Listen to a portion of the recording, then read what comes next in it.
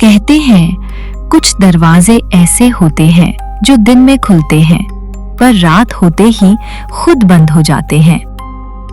शहर से थोड़ा बाहर एक शानदार हवेली थी, देवगन हवेली। संगमरमर के फर्श, चमकते झूमर, पुराने पर संभाले हुए फर्नीचर, हर चीज इतनी सजी सवरी थी कि यकीन ही ना हो कि ये जगह 100 साल पुरानी है।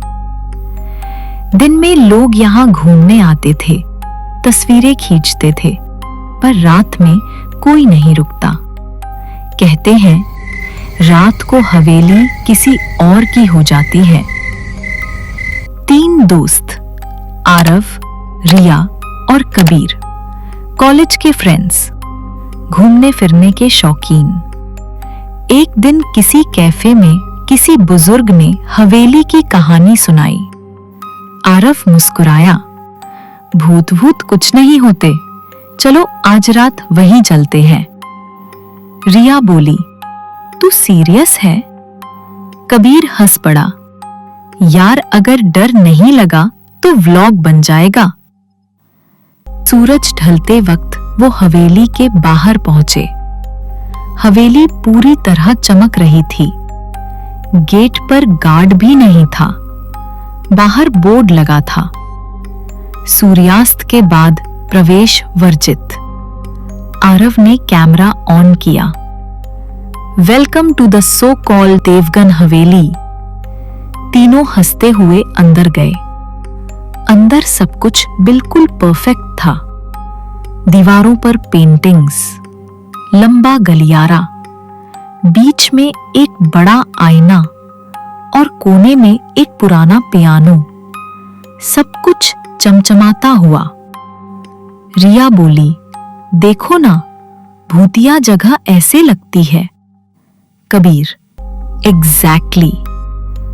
रात 11:30। हवेली शांत थी, बस झिंगुरों की आवाज आ रही थी। तीनों लॉन में बैठकर बातें कर रहे थे। रिया, थोड़ा डर लग रहा है। आरव, रिलैक्स, अगर कुछ हुआ तो मैं चाय बनाऊंगा भूतों के लिए।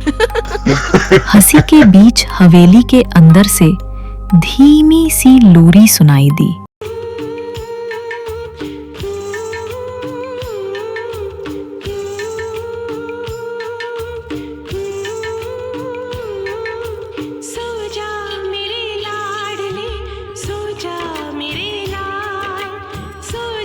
कबीर ठिठक गया, सुना तुमने? आरव, कहीं आसपास कोई मोबाइल बज रहा होगा। लेकिन हवेली के अंदर किसी के कदमों की आहट आई। वे धीरे धीरे अंदर गए। पियानो अपने आप बज रहा था।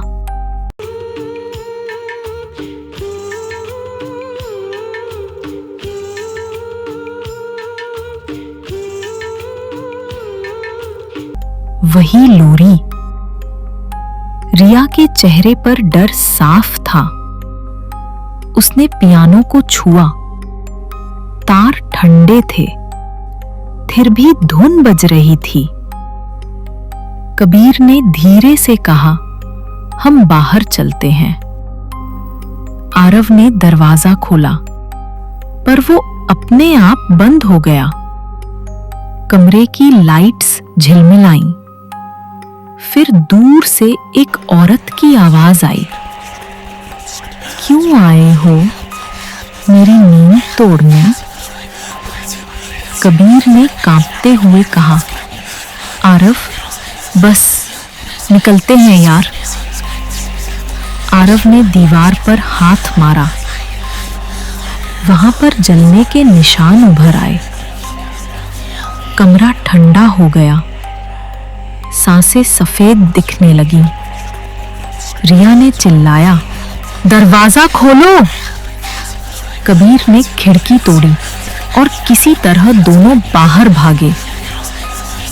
आईने में अब दिखाई दे रही थी वही औरत, जलते हुए हंस रही थी।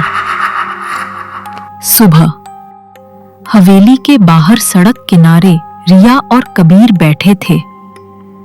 रिया की आंखों से आंसू बह रहे थे। आरव कहाँ है? उसने पूछा। कबीर ने कांपते हाथों से कैमरा निकाला। फुटेज में देखेंगे। वीडियो चला। सिर्फ रिया और कबीर हवेली से बाहर भाग रहे हैं। फ्रेम में हवेली का गेट बंद होता दिखता है। धीरे धीरे स्क्रीन काली हो जाती है और बहुत हल्की सी हंसी सुनाई देती है।